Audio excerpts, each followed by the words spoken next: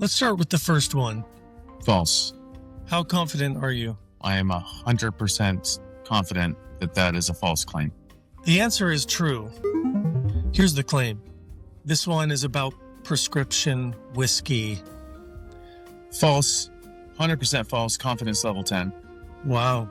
Yeah, I mean, that certainly doesn't shock me whatsoever. I mean, back in those days, they were also prescribing cocaine and heroin. I would say probably one of the best rehab centers in this country is federal prison. Cuff me. Fuck it.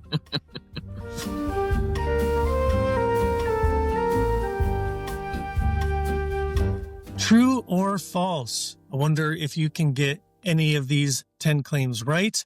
These are 10 claims that I found on the internet related to alcohol, recovery, health, wellness, history, and a little bit of pop culture.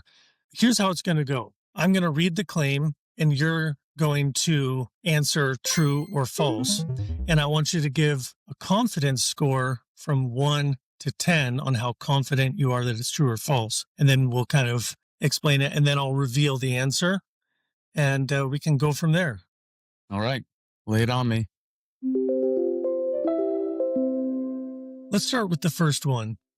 In Norse mythology, a goat produced enough mead every day to get all the warriors in Valhalla drunk.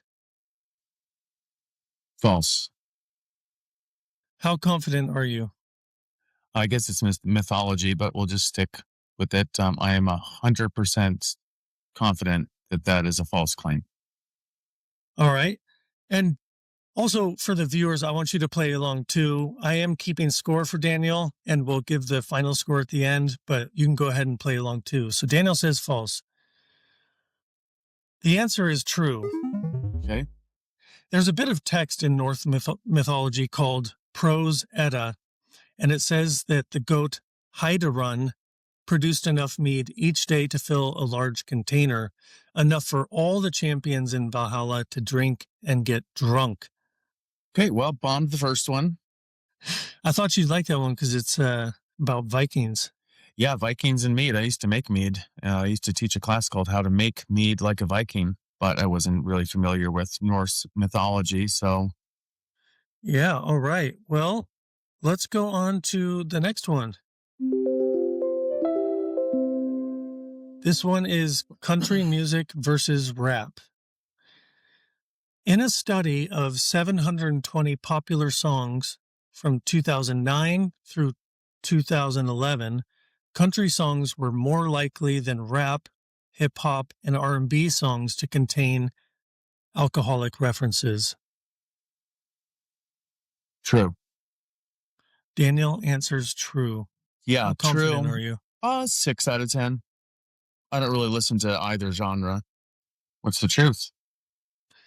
The answer is false. The study actually found alcohol mentions in 21.8% of country songs and 37.7% of the combined rap, hip-hop, and R&B genres together, which the researchers labeled as urban music. So country music actually had less. Okay. Although it kind of seems that way sometimes, that country music, talks about alcohol a lot. Because in a lot of the country music, they kind of portray like the people as being like good looking country cowboy types, and like the music videos tend to be better produced. So there's like a lifestyle packaging with the genre that doesn't really match up with like the choice. Yeah, I haven't, I can't say really that I've seen any country music videos or rap videos to be able to tell what's going on there. But I've seen plenty of advertisements for cheap beer and like country western, Budweiser and MGD. And it's probably just so much of it is the marketing. Yeah. Well, more power to them. Sure. So let's move on to the next one. Round 3, protein shakes and alcohol. Are you ready for the claim? Ready. Drinking a protein shake fully cancels out alcohol's effect on post-workout muscle protein synthesis. I'm sure that it helps, but I'm going to say false. It does not completely cancel it out, and I'm 100% confident about that. All right. The answer is false. That's a point on the board. All right. So, in a controlled study, alcohol suppressed post exercise myofibrillar protein synthesis, even when participants consumed 25 grams of protein. Protein reduced the damage relative to alcohol taken with carbohydrates, but it did not cancel the effect.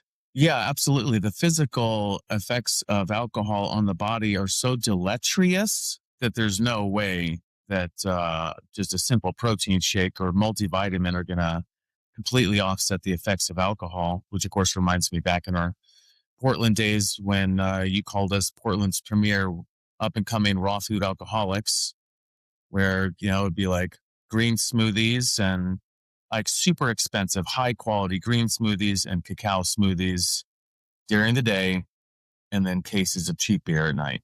It helps. Yeah, exactly. Better than not taking the protein shake or smoothie. Yeah, but it becomes like a tug of war. So, Oh, yeah.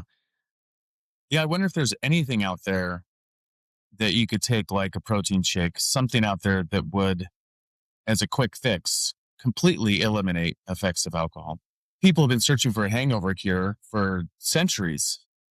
Oh, I have heard of vitamin B drips, vitamin C, vitamin right. B drips, or even just saline drips to really offset those effects. But even then, I'm sure under a microscope, it's not 100% fix.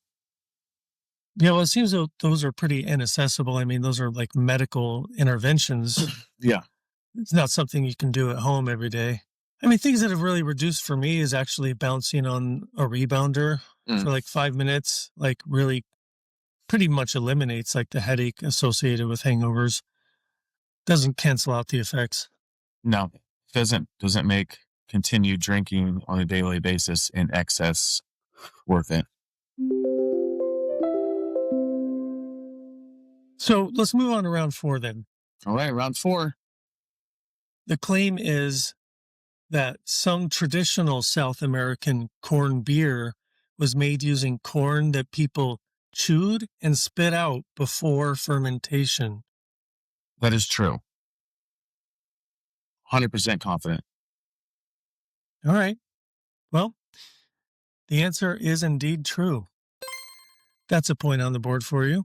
Yeah, it was low. It was a low alcohol beer because the corn that they were using, if they were using today's like super sweet corn, you could get a good 5% alcohol out of that. But the corn that they were, very old, if not ancient, very low sugar, high starchy beer or corn, they could get maybe 2 to 3% beer out of that.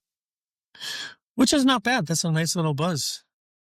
Yeah, that's medieval Europe was drinking 2 to 3% beer all day, every day in some areas for many, many, many, many years because it was safer than drinking the water. Because they'd have to boil the water to make the mash, to make the beer, and then boiling the water, you killed off all of the bacteria, pathogens, and parasites that could be present in the water. Sounds like a smart plan. Yeah. So all those crazy cathedrals and structures that were built during medieval Europe were people who had just kind of a low-grade buzz going all day. Functional alcoholics. Yeah, that reminds me of another claim that I didn't include in this list, but was interesting, was about the pyramid building, and some of the workers were offered alcohol as incentive for working, which would mean that the pyramids, were built by drunk people. I don't know. I don't, but I mean, I definitely don't believe the currently accepted reasoning behind the building of the pyramids. That's for sure. I don't really think you do either. I don't think that they were built by, Jewish slaves or even Egyptians upwards of 5,000 years ago. That could be a potential good list to do in another episode of fact-checking claims about the pyramids, crop circles, 9/11, COVID, Okay. moon landing. All right.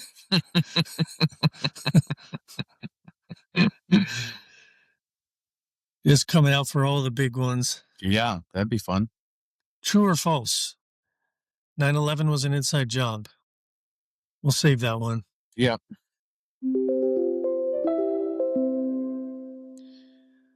Are you ready for round 5? Ready for round 5. Halfway there. This one is about prescription whiskey. The claim is that during Prohibition, American doctors could legally prescribe whiskey. That wouldn't surprise me. I'm going to say true with a confidence level of 6 again. Interesting choice, because, quite frankly, the answer is true. The National Prohibition Act permitted alcohol for medicinal use. Official prescription forms survive, and the Smithsonian documents doctors prescribing as much as a pint of whiskey for a patient to obtain from a pharmacy. Yeah, I mean, that certainly doesn't shock me whatsoever. I mean, back in those days, they were also prescribing cocaine and heroin to people of all ages for a variety of ailments. Yeah, interesting times how it's so much different now. Yeah. Are you ready for round 6? Let's go round 6. The typical U.S. adult who reported resolving a serious alcohol or drug problem said that it took 7 serious recovery attempts. In other words, like how many times does it take for somebody before they can actually recover? Yeah, I'm going to say that one's true with a confidence level of 8. The answer is false. Okay. What's the real statistic there? The nationally representative study of over 2,000 adults on this who reported resolving significant alcohol and drug problems, the mean average is just over 5 attempts. Yeah, that's still a lot. It's still a pretty depressing statistic. But I mean, I personally know several people who have made 5, 6, 7 or more attempts at recovery unsuccessfully. And I know one of those was the actual treatment facility that they went to was just it was total bullshit. You and I actually went out there, almost interviewed the director of that recovery center, where super wealthy people would go there for 30 days and do yoga and then they would leave after. It was basically a 30-day spa. And then they would just send them back home with no follow through, no integration. And their relapse rate was something like 80%. Yeah, and that's like a really expensive one. Then there's all kinds of like ones that are far more affordable, but it's the same type of thing. You go there and get dried out, but if nothing changes in your mind, then you're just going to go back home to the same problems and go right back to it. Maybe the same day. Yeah. Yeah, that's The best, a tough one. I would say probably one of the best rehab centers in this country is federal prison. That sounds funny, but I would have to agree. Yeah, it sounds funny, and it's very depressing. Also, it's not. I mean, it's not maybe not depressing, but it's a dark statistic. Yeah, you go there, and if you go to prison, you're going to be there for a very extended amount of time. So it sounds like in prison, because that would for sure work for me. Oh yeah, Because you have people like me and many others who just like know what to do, but often don't do it. They have they are their own worst enemy. mm-hmm. And the only thing that's really going to work is just locking them away Right. to save them from themselves, if anything. Mm-hmm. So it almost is like a, what do you call it, indictment against the majority of recovery centers because they are largely ineffective. Yeah, certainly. Yeah, the ineffectiveness of the recovery centers paired up with a world that just offers addictive substances so cheaply and easily.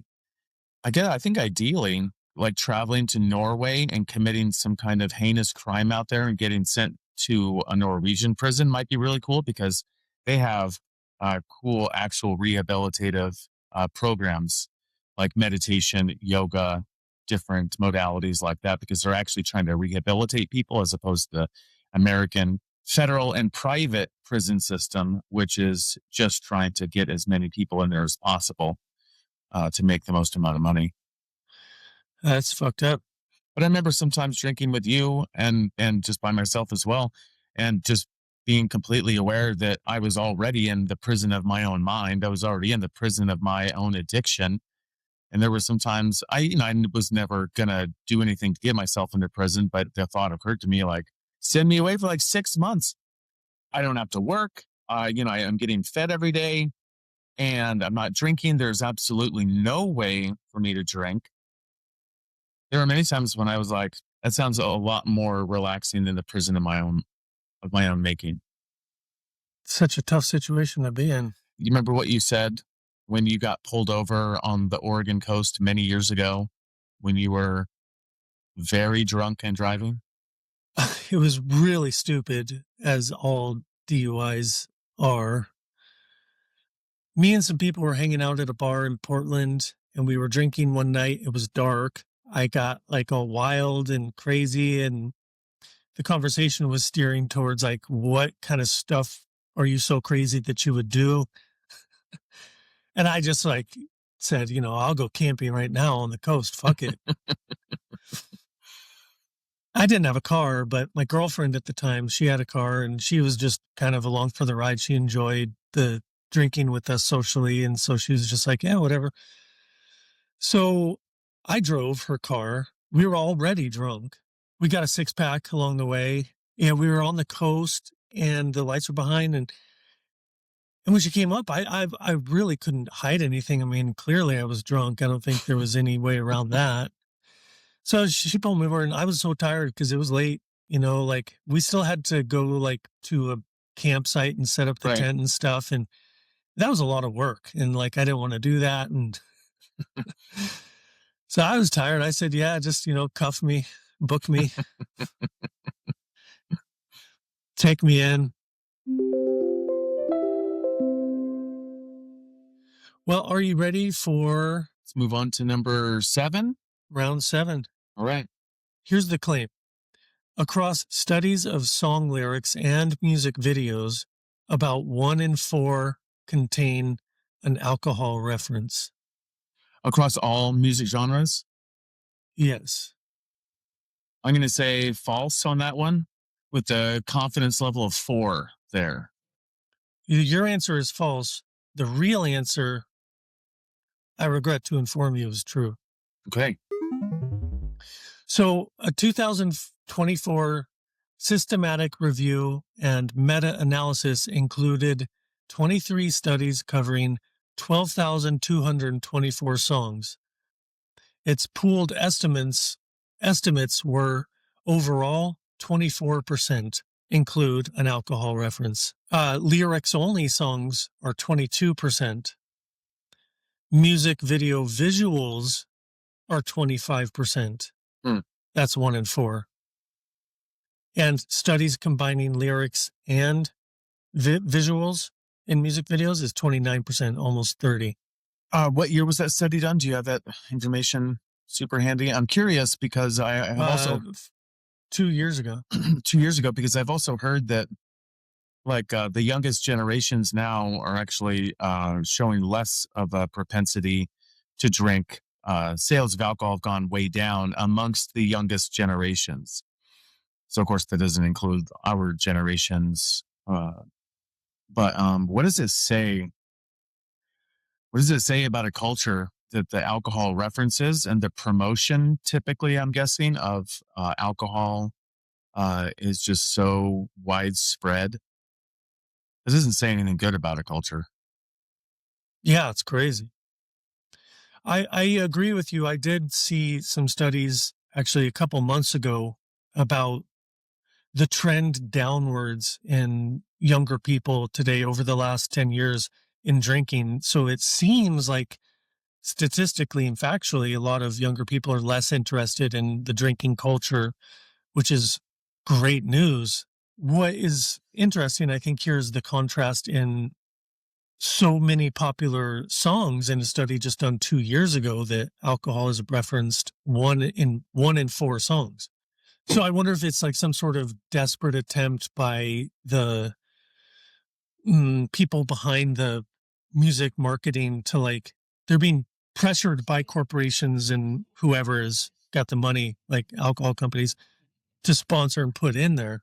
Yeah, that's a great point because in popular music, all of those marketing companies and big record labels, they'll take money from alcohol companies, and the production companies, music production companies, are generally the ones who are writing most of the material. So the actual artist doesn't always have control over what they are being told to sing about. They're just kind of being used as paid advertising. Not surprising, but problematic. Yeah.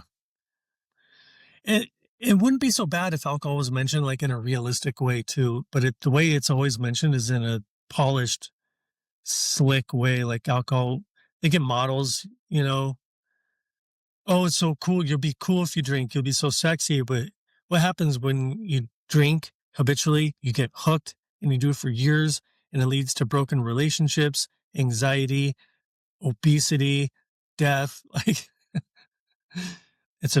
I take big offense to it. Even in shows that I like, there's some like Apple TV shows, like TV series that come out, and I like them and I watch them because I think they're technically good.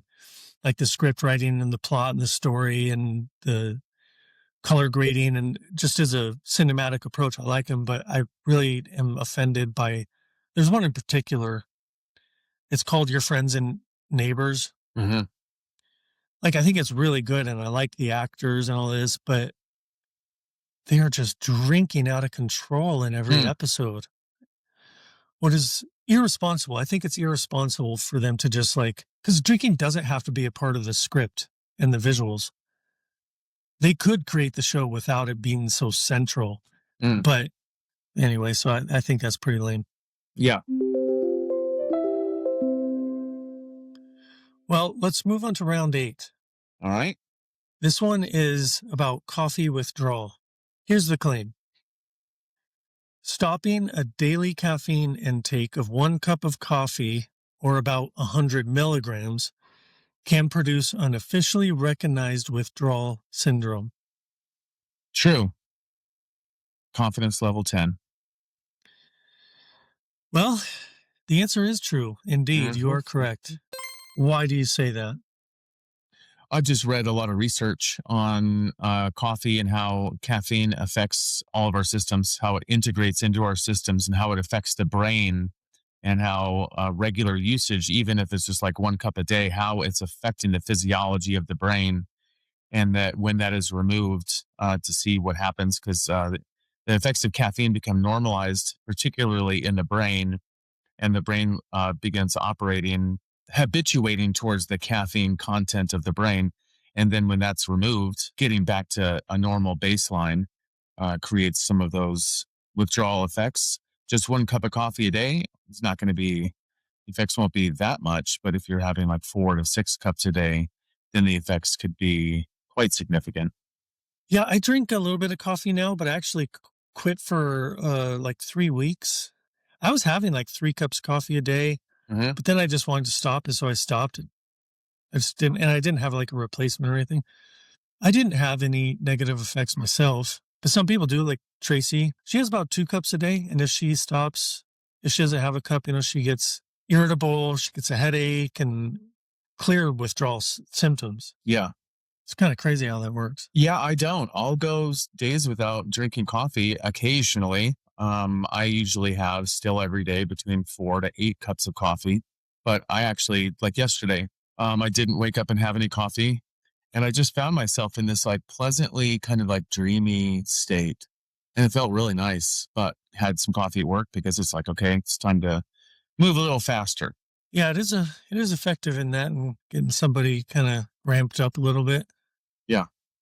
Although it depends because, there's a coffee shop down the street and a lot of the tourists, you've seen this at Starbucks, they get like sugar coffees, like specialty drinks, like caramel macchiatos and stuff. But they think it's coffee. They just lazily label it as like coffee when it's really not. It's like a milk sugar drink. Maybe there's a little coffee in there. Yeah. And so they get hopped up on that, but it's really the sugars and stuff. And I found that when I do that, like sometimes on our travels, we'd go through Starbucks and I get like the cold brew and I'd have them put like the sweet cream stuff in it. And even just like adding a little bit of sugar in the coffee, I would get tired. Like, Mm, but it doesn't really happen if I just have like a straight coffee. right. But then they try and have like another one to like get the effect again. Yeah. And then I remember back when I used to work at Starbucks many years ago, I see people in there some 2 to 3 times a day, because they would have their like sweet caffeinated beverage. And then a couple hours later, they'd have to come back in because they're just crashing. And it's just like a totally sick, destructive cycle. Sounds like an addiction. For sure, sugar is possibly the most addictive substance on the planet. Yeah. Give you a high, send you on a low, make you come back wanting more, feel shame about it, try and stop it, fail. Sounds like a very familiar Cycle of chorus. suffering. Yeah. All right, let's move on to round number 9. Here's the claim. Addiction permanently rewires the brain, so the brain can never meaningfully recover. False. 100% false. Confidence level 10. Wow, that's intense. Why do you say that? Well, I do think, well, but, since getting sober the first time and then diving into research on early childhood trauma and just like CPTSD in general, learning that the brain does start to get some wiring. It is wired. We are programmed, and it oftentimes can feel like it's permanent. But one of the most amazing things about the human brain is that there's neuroplasticity that never truly goes away. So there's always the ability to change the programming and heal from the programs and even physically heal brain tissue. Well, you answered false to this, and you're really confident. And it's a good thing you are, because the answer is false. So, repeated heavy alcohol use can cause persistent structural and functional brain changes. Although the NIAAA also identifies brain plasticity as central to recovery and reports that some alcohol-related changes in brain function, like thinking, feeling, and behavior, can improve and possibly reverse after months of abstinence. Yeah, it'll do it on its own. You take away the addictive substance, you take away the alcohol in this case, and without doing anything, the brain begins to heal from that. And then there are other things that we can do to speed that up and to improve and increase the healing process. Not only is it true, but it's more optimistic. I think one of the misconceptions, unfortunately, is that it's due to some of the language around addiction and recovery Mm-hmm. that can make you feel damaged permanently. Mm-hmm. I've heard it said in lots of different ways about you're an addict, once an addict, always an addict, and all this kind of stuff. Yeah. I think there's some truth to it for sure. Like, you always want to have your guard up because relapse is always a possibility. Here's round 10. This is from the 1904 Olympic Marathon. The winner of the 1904 Olympic Marathon was given strychnine and brandy during the race. I'm going to say true, and my confidence level there is 5 because it just wouldn't surprise me. I know of one marathon runner. I watched a documentary called How to Live Forever, and this guy in England, he was from London, and he was one of the oldest people living at the time. He claimed to run a marathon every single year, still at like 104 years old or something. Before the race, he would smoke a cigarette, and then he would take a break in the middle of it and drink a Guinness and smoke a cigarette, and then end it, of course, with more tobacco and Guinness. Yeah. Yeah. So the answer to this is indeed true. I think the story's pretty darn funny. So Thomas Hicks received strychnine sulfate, brandy, and egg whites from his handlers during the marathon. He became the winner after Fred Lors, who crossed the finish line the first after riding part of the course in a car, but he was disqualified. So this other guy, Fred Lors, actually crossed the finish line first, but he dropped out after about 9 miles and rode 11 miles in a car before it Wow. broke down. He then got out, jogged the remaining distance, and was briefly celebrated as the winner before spectators exposed the car and officials disqualified him. One of the last times actually the last time I did an in and out of the Grand Canyon. So we started at one point, hiked all the way down and all the way back out in one day. Took about 12 hours. But on my way out, when I got to the point where it was like 3 or 4 miles to the top, I had 3 tall boys of high alcohol IPA on me. And I crushed one of those at 2 miles to go, crushed another one, 1 mile to go, crushed another one, and made it out. All those carbohydrates really helped me to power that out. Not that I'm advocating that anybody consume that much alcohol ever or hiking in and out of the Grand Canyon. Uh-huh. So, Daniel, your final score is 6 out of 10. Not bad. Good job on that. I hope we get to hear back from some of the guests if they took our little impromptu quiz. Yeah, curious. Share your score in the comments. How many did you get right? What was most surprising to you? Well, thanks for playing, Daniel. Good job. Yeah, that was a lot of fun. All right. See you next time.